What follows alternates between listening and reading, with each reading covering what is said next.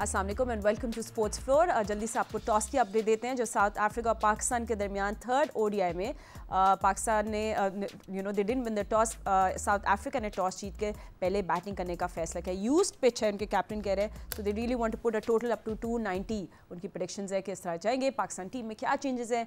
नसीम शाह और Wasim junior rest कर रहे हैं और उनकी जगह आ गए हैं इब्रार अहमद, और 2 मैच के मैन के बाद हारिस रऊफ भी आज अवेलेबल थे, तो वो भी आज के गेम के हिस्सा होंगे। Right, so looking at the nature of the pitch and everything, कैसी डिसीजन थी साउथ अफ्रीका, हमारे एक्सपर्ट्स हमें बताएंगे। मेरे साथ है सिकंदर पाक एंड मेरे साथ है पाकिस्तान क्रिकेट टीम के former captain mister Rashid Latif. Gentleman, thank you for joining. Rashid भाई, मुझे लग रहा था कि अगर पाकिस्तान भी शायद टॉस जीता डिसाइड वो बॉल ही करते पहले, मगर आपको क्यों लगता है कि साउथ अफ्रीका ने ये डिसीजन बनाया? इंटरेस्टिंग। देखिए, यूथ पिच है तो वो चाह रहे हैं कि जितने मैक्सिमम रन हम पहली इनिंग में धूप में कर लें, और धूप का मतलब है कि अच्छी लाइट में, डे लाइट में कर लें। 290 उन्होंने कहा है, और इस वजह से कम रन बताया उन्होंने कि मे भी यूज पिच है, उस पर शायद इतनी ज़्यादा हिट ना लगे, स्ट्रोक ना लग सकें, और रात में अगर ड्यू फैक्टर नहीं हो तो चांसेस हैं ब्रेक होने के, और थोड़ा स्विंग मिले और थोड़ी मुश्किलात कर सकते हैं। उन्होंने पिच देख के ही की होगी, और यही फैसला हमने किया था, वो जो बैकफायर कर गया और हम 10 ओवर पहले मैच हार गए। इसी वजह से हमने एक स्पिनर को, पिच को देखते हुए एक स्पिनर को, अबरार को लेके आए हैं, और हारिस रऊफ जो कि 2 मैचेस की पाबंदी थी वो भी वापस आए हैं, और हमें ये देखना है कि हम मैच को किस तरह से खेल देखते हैं। नया बॉल कौन करता है, फहीम अशरफ करते हैं या हारिस करते हैं, ये इंटरेस्टिंग होगा। एंड इंटरेस्टिंग सिकंदर, क्योंकि वसीम जूनियर ही एक्चुअली सबको बहुत अच्छे लगे थे कल, क्योंकि he had the pace and everything, so dropping him is an interesting, मतलब क्या हम हारिस रऊफ को भी देखना चाह रहे थे वापस क्या? देखिए, हमारी जो पाकिस्तान की टीम फास्ट बॉलर्स पे बहुत मशहूर थी, और हर एक का बड़ा नाम था, तो उसमें जो सबसे ज़्यादा तेज़ मुझे नज़र आया था मोहम्मद वसीम। जो पिछले मैच में उसने शुरू का इनिशियल स्पेल बहुत अच्छा किया था लेफ़्ट हैंडर्स को।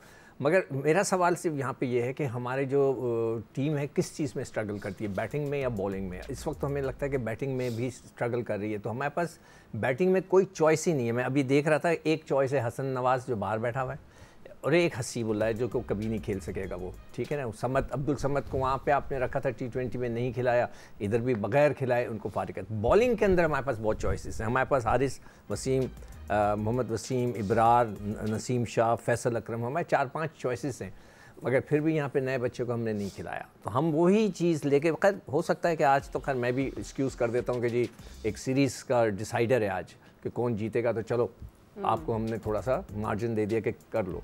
मगर जो सबसे इंटरेस्टिंग पहलू है इसका ना, वो ये है कि वो खुद पहले बैटिंग कर रहे हैं। That is very interesting. तो ये क्या है, ये देखना पड़ेगा, इसमें इसकी साइंस क्या है। चलिए, इसकी साइंस का फॉर्मूला हम आपसे ज़रूर ब्रेक डाउन करेंगे। बट क्या चैलेंजेस हो सकते हैं वैसे साउथ अफ्रीका को bowling second, because dew will also come to place? Rashid भाई, देखिए, उनको अगर वो विकेट्स नहीं लेते तो मुश्किल होती है उनको, लेकिन हम ज़्यादा चांसेस देते हैं बैटिंग करते हुए। हमने पहला मैच जीता, इतना मुश्किल टारगेट नहीं था, तकरीबन वही था जो कि साउथ अफ्रीका ने 40.1 ओवर में कर लिए थे, और हम लास्ट ओवर तक चले गए थे। यही फ़र्क है चेजिंग में। तो हम लोग खेलने का स्टाइल थोड़ा हमें तब्दील करना पड़ेगा। हम T20 में स्ट्राइक रेट की बात करते हैं। लास्ट मैच में 3 विकेट्स हमारे गिर गए थे, सलमान अली आगा आए थे, 9 रन उनके 37 बॉल के ऊपर किए हुए थे। उसके बाद उन्होंने एक चौका मारा है, तो 13 रन 40 बॉल पे हुए थे। तो ये काउंट करना चाहिए जो हेड कोचेज़ हैं, हमारा मैनेजमेंट है, कि विकेट गिर जाएं लेकिन आपको मोमेंटम वही रखना है। चेजिंग में भी यही चाहिए होता है। हमारे स्ट्रोक्स की जो पावर है या रेंज है वो कम है चेजिंग करते हुए। इसी वजह से जब 5.5 पे मैं बैटिंग करने आऊँगा, लेकिन जब मैं वापस जाऊँगा 6.6 पे चला जाता है। तो अपनी रेंज बढ़ानी पड़ेगी, डॉट बॉल की रेशियो कम करनी पड़ेगी, बाउंड्री की रेशियो ज़्यादा करनी पड़ेगी। मैं एक और चीज़ पूछ सकता हूँ राशिद, तुम जो रेशियो की बात करो, क्या हम यहाँ सिंगल्स मिस कर रहे हैं? सिंगल बहुत ज़्यादा मिस कर रहे हैं सिको भाई। हम डॉट बॉल पे डॉट बॉल खेल रहे हैं ना। अगर 4 में डॉट बॉल खेलूँगा तो इंडिकेशन ऑफ विकेट हो जाती है। अगर मैं 4 बॉल पे 4 चौके मारूंगा ना, वो भी इंडिकेशन ऑफ विकेट है कि आपकी विकेट गिर सकती है। तो क्रिकेट को 50 ओवर को नॉर्मल क्रिकेट खेलना चाहिए, जब मेरिट पे खेलें। हम लोग कभी कभार 4 बॉल मिस कर जाते हैं, तो 5वीं अपनी मर्जी से हिट मार देते हैं, जो साउथ अफ्रीका उसका फ़ायदा उठाते हैं और आउट कर देते हैं। ठीक है, हम लोग यू नो ऑफ कोर्स ये भी नहीं, we should forget Quinton de Kock की वापसी। आई मीन हर कोई इसी बारे में बात करे जिन्हें साउथ अफ्रीका को वापस सीरीज़ में डाल दिया। बट एनीवे फैसलाबाद में 4 of the last 5 ODIs have been won by the chasing side by the way, तो नंबर्स इंपॉर्टेंट होते हैं। तो शाहीन को अपनी किस तरह अपनी बॉलिंग को फैलाएंगे, it be interesting to see that, और माई बैटर्स किस तरह परफॉर्म करेंगे वाइल चेजिंग, मगर with dew factor in mind. So खैर एनीवे हम अब थोड़ा सा आपको ग्राफिक्स नंबर्स भी दिखाते हैं अबाउट अ प्लेयर्स जिन्होंने इस दफ़ा इस सीरीज़ में पहले हम लोग देख लेते हैं साउथ अफ्रीका एंड पाकिस्तान जो ODI, ये पाकिस्तानी बैटर्स के हम देख लें। राशिद भाई, आई मीन मैं तो सिर्फ ये देख रही थी कि अगर आप नंबर्स को देखें, फ़खर, बाबर, रिजवान ने मिला के 122 रन बनाए across both ODIs, averaging at 20.3. So ये ज़्यादा प्रेशर ज़्यादा सलमान अली आगा पे आ रहा है। ये नहीं, नंबर ऐसा है इनका ना, नंबर इस तरह का नंबर है जो कि अगर 3 विकेट गिरी थी तो मोस्टली उनको रुकना पड़ेगा। सेम आपको कॉपी नज़र आएगी मिसबाह उल हक के ज़माने में, जब 3 आउट हो जाते तो ये खेलते थे और हम बोलते स्लो खेल रहे हैं, टुक टुक नाम रख दिया था हम लोगों ने। तो क्या है, वो स्लो खेलते हैं। अब ये यहाँ पे हमें गाइड करना है कि विकेट गिर भी जाएँ, जो बॉल है उसको बाउंड्री लगानी पड़ेगी, वरना आप 260 250 पे फिनिश करेंगे ना।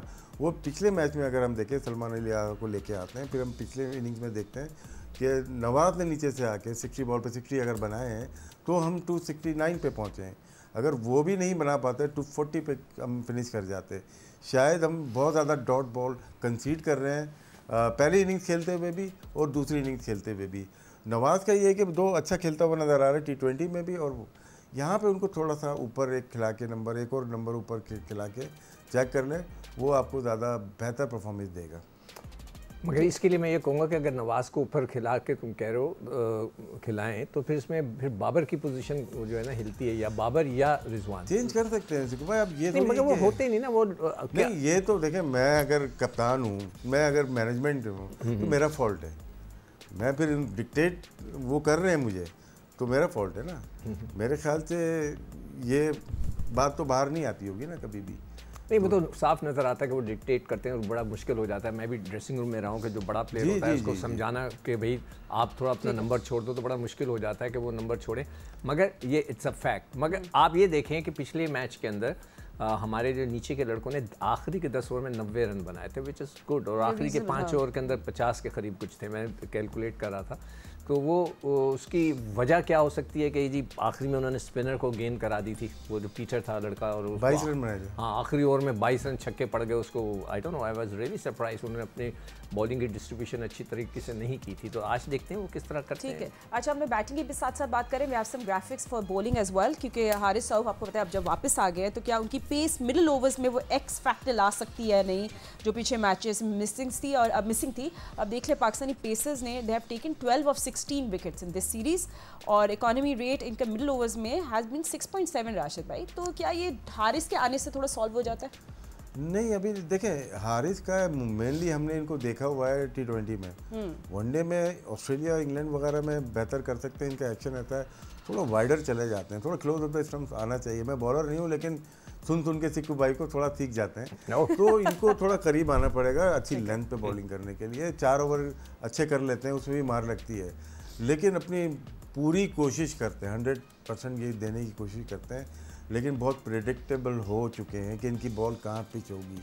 अगर स्विंग नहीं होती तो इनको मुश्किलात हो जाती हैं, क्योंकि 5 फील्डर दायरे में होते हैं, जहाँ शॉर्ट ऑफ लेंथ होगी, अगर एक फील्डर कहीं पे भी अंदर होगा दायरे में, वहाँ इनको बाउंड्री लगती हैं।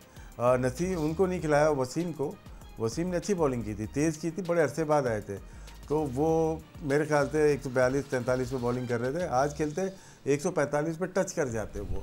तो पेस वाला जो बॉलर नज़र आ रहा है वो वसीम था, और 1 साल बाद एक मैच खेले या 6 महीने में एक मैच खेले। लेकिन हारिस को हमें देखना पड़ेगा, उनके लिए ये बहुत लंबा मैच है, मतलब 100 ओवर बहुत ज़्यादा हो जाते हैं उनके लिए, वो क्योंकि T20 के लिए मशहूर है। अच्छी बॉलिंग की है T20 में, मार भी बहुत खाई है, लेकिन वो स्ट्राइकर बॉलर हैं। कभी कभार अगर आते हैं अच्छा स्पेल लगता है, वनडे में नए बॉल पे आउट करने की सलाहियत तो है। क्या आप देखेंगे reverse swing and grip in the last 10 overs, specially for Haris साहब जिनको थोड़ी लेट मूवमेंट पसंद है। सॉरी सिकंदर, आप कुछ कहते हैं? मैं ये भी जो बात कर रहा था ना कि वो साइड में गिर जाते हैं, तो मैंने जब बॉलिंग शुरू की थी अपनी ज़िंदगी में, तो मैं डेनिस लीली को फॉलो करता था, उनको कॉपी करने की कोशिश करता था। तो मैं ऑब्वियसली नाकाम हो गया। मगर उनका जो एक ही बेस था कि क्लोज टू द स्टम्प, ये स्टम्प्स लगी ना, तो आप जितने इसके क्लोज आएंगे तो इतना आपका एक तो बाहर गेंद निकलता है और आपका जो लेंथ है बड़ी अच्छी बनती है, लाइन और लेंथ बड़ी अच्छी बनती है। वसीम के साथ भी यही प्रॉब्लम है राशिद, अगर तुम गौर से देखो वो भी गिरता है थोड़ा सा, जिसकी वजह से उसका गेंद बाहर की तरफ बहुत अच्छा निकलता है लेफ्ट। मैच शुरू हो जाएगा तो फिर हम ऑफ कोर्स आपको जियो न्यूज़ पे भी अपडेट्स मिलती रहेंगे। Thank you so much gentleman for joining us and hopefully with good news लोग मिलेंगे आपको जब मैच खत्म हो जाएगा। Thank you so much for watching, will see you, अल्लाह हाफिज़।